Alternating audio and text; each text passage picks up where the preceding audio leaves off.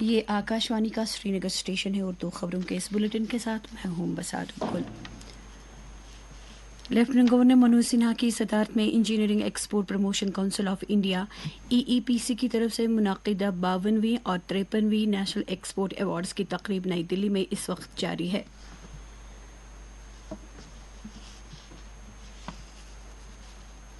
تقریب کے آغاز میں لیفٹیننٹ گورنر نے مالی سال 2020-21 سے 2021-22 کے دوران مختلف کمپنیوں کی غیر معمولی کارکردگی کے لیے کمپنیوں کو ایوارڈ سے نوازا. بھارت اور آسٹریلیا کے درمیان کل دوسرے 2+2 مذاکرات منعقد ہوئے. وزیر دفاع راج ناتھ سنگھ اور وزیر خارجہ ڈاکٹر ایس جے شنکر نے آسٹریلیا کے وزیر دفاع رچرڈ مارلز اور وہاں کی وزیر خارجہ پینی یونگ نے 2+2 مذاکرات کی مشترکہ صدارت کی.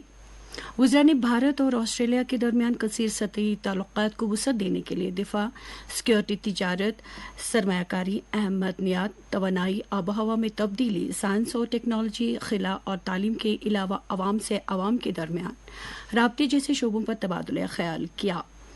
دونوں فریقوں نے ملی لیٹرل اور کثیر سطحی مشترکہ ترجیحات پر بھی تبادلہ خیال کیا. بعد میں ایک سوشل میڈیا پوسٹ میں انہوں نے کہا کہ مذاکرات کے دوران بھارت، بحر الکاہل، مغربی ایشیا، جنوبی ایشیا اور یوکرین کی صورتحال پر بھی غور و خوض کیا گیا. مائی پروری کے مرکزی وزیر پرشوتم روپالا آج احمد آباد کے سائنس سٹی میں گلوبل فشریز کانفرنس انڈیا 2030 کا افتتاح کریں گے. اس موقع پر تقریباً 10 ممالک کے اعلیٰ سطحی وفود، بین الاقوامی تنظیموں کے مندوبین، فشریز ایسوسی ایشنز بھی موجود ہوں گے. آکاشوانی کے نامہ نگار نے اطلاع دی ہے کہ 2 روزہ کانفرنس میں مختلف اسٹیک ہولڈرز کو ایک پلیٹ فارم پر اکٹھا کیے جانے کی امید ہے. بھارت کا 54واں بین الاقوامی فلم فیسٹیول گوا میں شروع ہو گیا ہے. اس کی ابتدائی تقریب کل شام بیمبولی میں شیاما پرساد مکھرجی انڈور اسٹیڈیم میں منعقد ہوئی. اطلاعات و نشریات کے مرکزی وزیر انوراگ سنگھ ٹھاکر نے اس فیسٹیول کا افتتاح کیا. فیسٹیول 9 دن جاری رہے گا. وزیر موصوف نے کہا کہ اس سال کے فلم فیسٹیول میں 105 ملکوں سے 2926 فلموں کی انٹریز موصول ہوئی ہیں، جو گزشتہ سال کے مقابلے 3 گنا سے بھی زیادہ ہیں. انہوں نے کہا کہ بین الاقوامی فلم فیسٹیول میں OTT سیریز اور فلموں میں عمدہ کارکردگی کو تسلیم کرنے کی خاطر اس سال سے OTT ایوارڈز کا سلسلہ شروع کیا گیا ہے. سرکردہ اداکارہ مادھوری دیکشت کو بھارتی فلم صنعت کے لیے ان کی اہم خدمات کے سلے میں بھارتیہ سنیما کو خصوصی طور پر تسلیم کرنے سے متعلق ایوارڈ دیا گیا. جموں کشمیر وقف بورڈ کے چیئرپرسن ڈاکٹر سعید درخشان رابی نے کل سری نگر میں انسانی حقوق جوڈیشل پروٹیکشن کونسل کے نئے دفتر کا افتتاح کیا.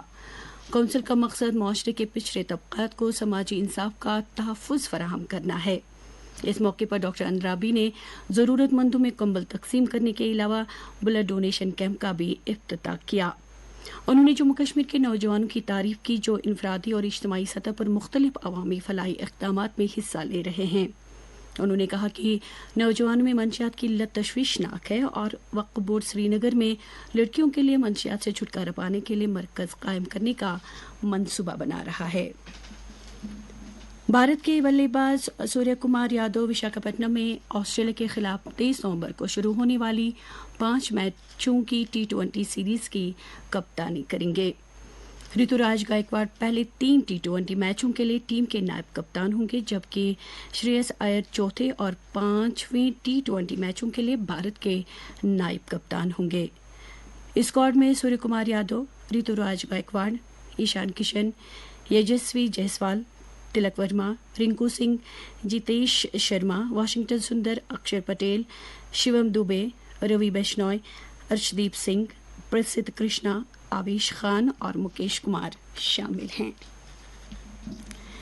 یوتھ سروسز اینڈ سپورٹس کے سیکریٹری سرمد حفیظ نے ملک بھر سے فینسریز اور ان کے محافظوں کو امن کا پیغام دیے جانے والے سفیر قرار دیتے ہوئے کہا کہ کھلاڑی امن، خوشحالی اور ہم آہنگی کے پیغمبر ہیں.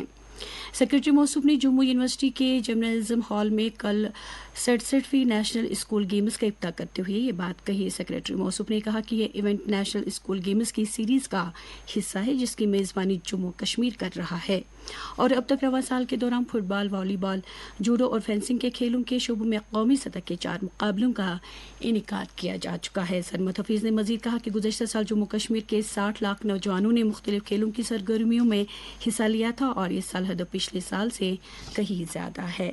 تو یہ تھی ابھی تک کی خبریں۔